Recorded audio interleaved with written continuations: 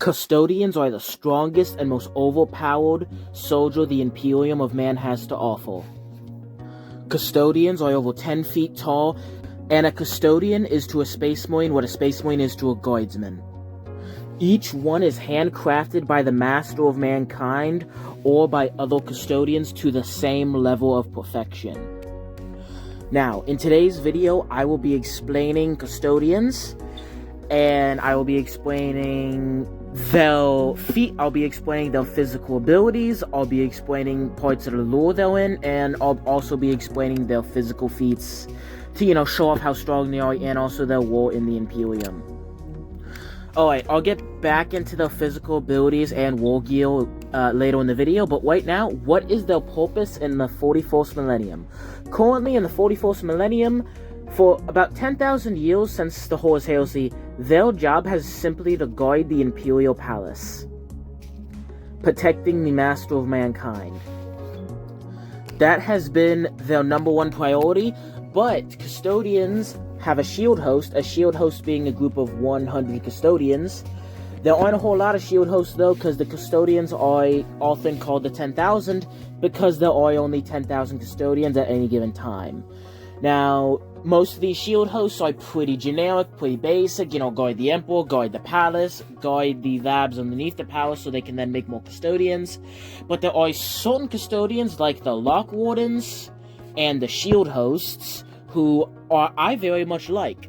Now, the shield hosts are hilarious to me, because their job is the Emperor will essentially give them a vision of random people they need to protect, and they will then go to those people and then protect them from all evil and all threats.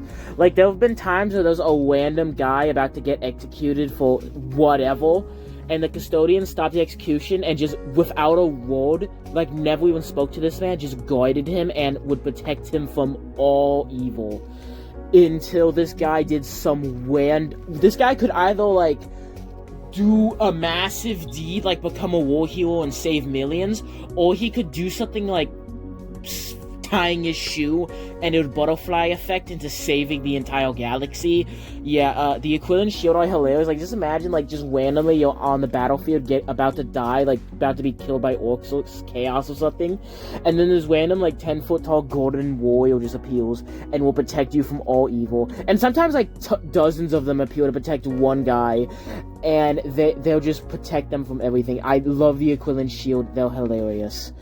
But my favorite shield host are these guys called the Lock Wardens. The Lock Wardens are the strongest custodians. They are the elite of the elite. They are the SEAL Team 6 of the custodians. The Giga Chads of Giga Chads of Giga Chads. These guys do technically protect the Imperial Palace, but their job is to go into these areas called the Dark Cells beneath the Imperial Palace, where the Emperor of Mankind essentially has his SCP Foundation, where he has the most evil, disgusting, abhorrent, most sinister collection of people, of entities, of demons, of artifacts, of we don't effing know, down there, and the Lock Warden's job is to protect them. And do I gotta say, these guys have some insane drip. Alright, that's what they're doing in 40k, and more recently, ever since the arrival of Rabute Gilliman, they have been the Emperor essentially told them to go out the galaxy and, do more stuff than just guard him. So there's still a lot of the custodians still guarding the Emperor, that's where the most of them are, but nowadays they're much more active, more than just the equivalent shield and the occasional shield host. So now they're much more active in the galaxy, which is really cool. Also, when Gilliman came back, the custodians straight up thought about just killing him. They thought about sending an entire shield host just to kill him, but then the Master of Mankind basically psychically told them to knock that crap off and not to kill Bobby G. Alright, now before they basically sat on their butts for 10,000 years looking cool, their job in 30k was much more active. They were, still guards of the Emperor, but, obviously, when the Emperor could, talk and was doing... during the Great Crusade, after the Emperor punished Lorgai for his shenanigans, he sent, 20 custodians just to, watch him to make sure he wouldn't get up to any more shenanigans. Also, the reason why the custodians weren't absolutely whipping into Trader Space Marines and just tearing them apart is because there was this whole event, the war in the Webway, where the majority of the custodians were fighting literal hell for like 5 years. I'll do an entire video about this in the future, but if I were to go in more in depth now, I would be here all day.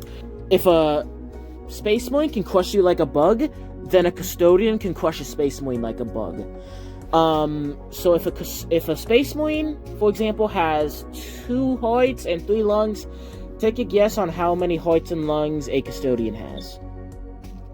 A custodian has 2 lungs and 1 heart.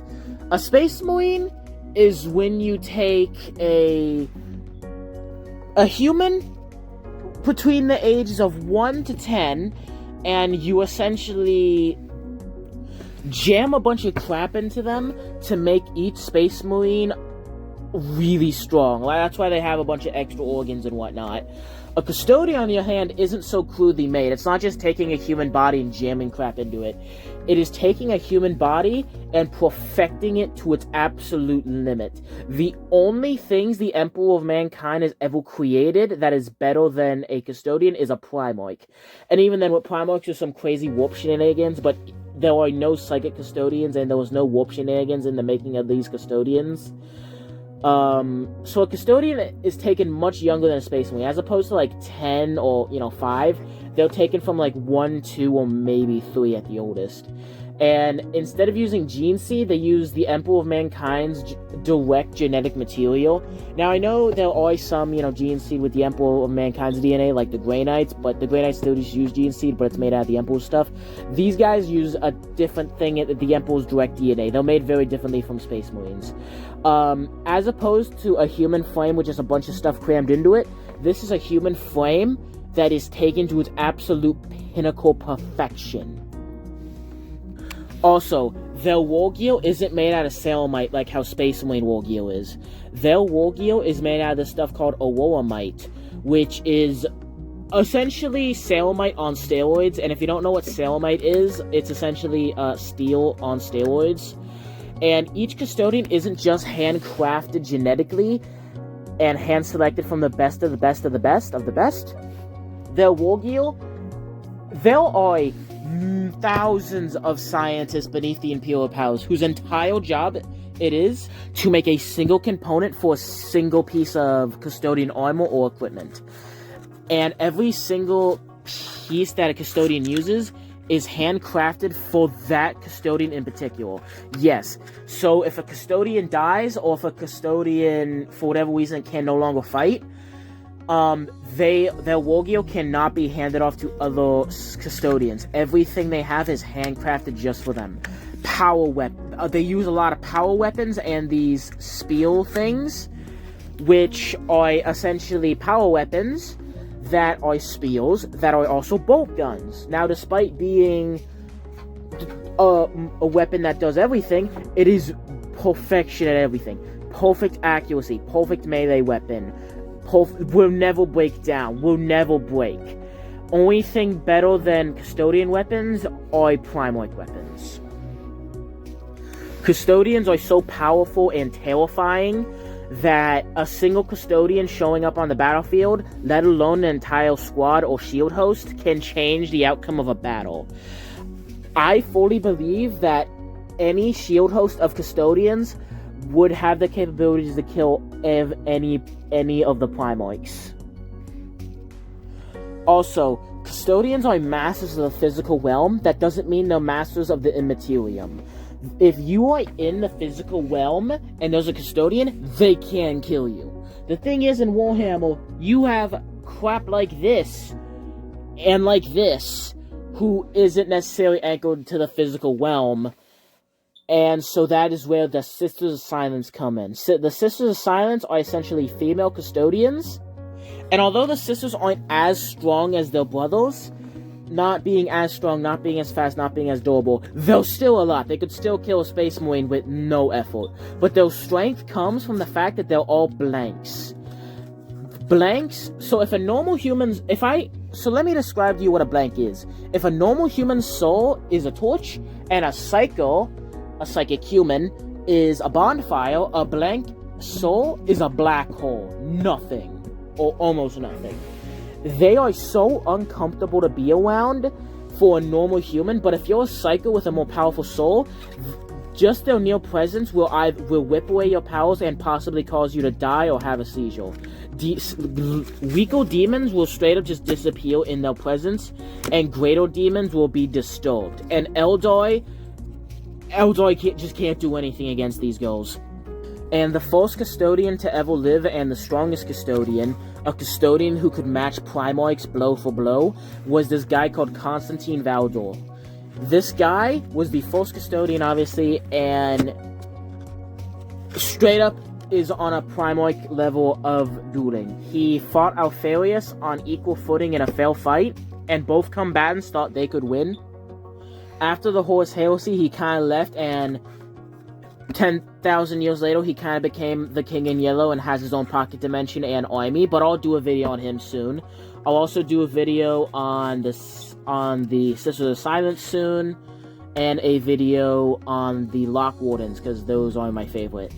How do I feel about them? I absolutely love Custodians. If you want not only the certified kings of drip, but you want the pinnacle of perfection.